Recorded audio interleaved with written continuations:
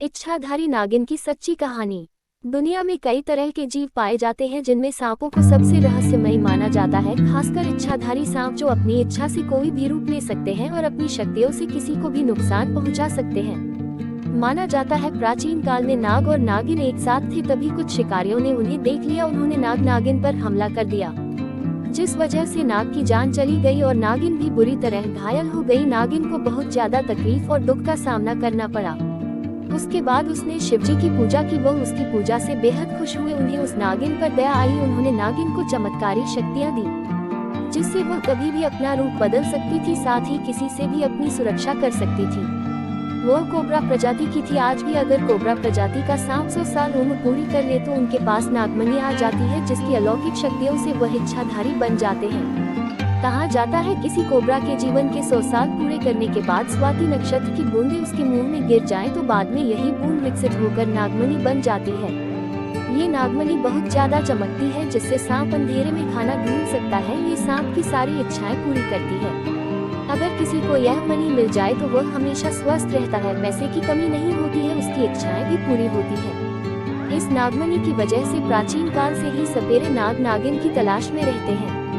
नाग नागिन के किस्से भारत में ही नहीं बल्कि दुनिया भर में प्रचलित है। चीन की लोक कथाओं में 2 ऐसे सांपों का पता चलता है जो एक दुर्गम पहाड़ों पर रहते थे। सैकड़ों साल की तपस्या से वह सुंदर महिलाएं बन गई जो प्राचीन चीनी शहर के पास एक झील में रहती थी। इसके अलावा चीन के मशहूर कवि ने एक ऐसे सांप के बारे में लिखा था जिसका दिन के समय आधा शरीर सांप का और आधा महिला का था। वह दिन में लोगों को अपने पास बुलाती थी और रात में उन्हें मार देती थी। ग्रीक माइथोलॉजी में भी ऐसे ही चमत्कारी सांप का वर्णन देखने को मिलता है जो अमर माने जाते हैं। बुद्धिस्ट और जैन फिलॉसफी में ऐसे सांपों के बारे में पता चलता है जो अपनी इच्छा से इंसान का रूप ले सकते थे। हिंदू माइथोलॉजी में भी महाभारत में वर्णन मिलता है कि भीम के बेटे घटोत्कच की शादी एक नागिन से हुई थी। महाभारत में एक और जगह वर्णन मिलता है कि जब अर्जुन इंद्रप्रस्थ से 12 साल के वनवास के लिए गए तो वह पूर्वी क्षेत्र की ओर गए थे। एक सुबह जब वह गंगा नदी में स्नान कर रहे थे तभी किसी ने उसका पैर पकड़कर पानी के अंदर खींचा था और अपनी शक्ति से उन्हें धरती के अंदर लोक में ले गई। वो ही एक नाग कन्या थी जिसका नाम उलूपी था। उसने अर्जुन से शादी करने को कहा, लेकिन अर्जुन ने कहा वह अभी वनवास में है और उन्हें ब्रह्मचर्य का पालन करना होगा। उलूपी ने अर्जुन से कहा ये ब्रह्मचर्य केवल द्रौपदी के लिए है। फिर अर्जुन उलूपी से शादी कर लेते हैं। उलूपी अर्जुन से खुश होकर उन्हें वरदान देती है कि पानी के सभी जानवर अर्जुन की बात मानेंगे और उन्हें पानी में कोई नहीं हरा सकेगा। शिवजी के गले का नाग वासुकी एक इच्छाधारी नाग है जिसके पास नागमणि है।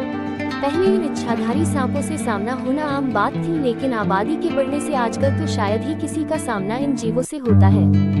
आज दुनिया में ऐसे लोग भी हैं जिनका दावा है कि वह पिछले जन्म में इच्छाधारी नाग या नागिन थे।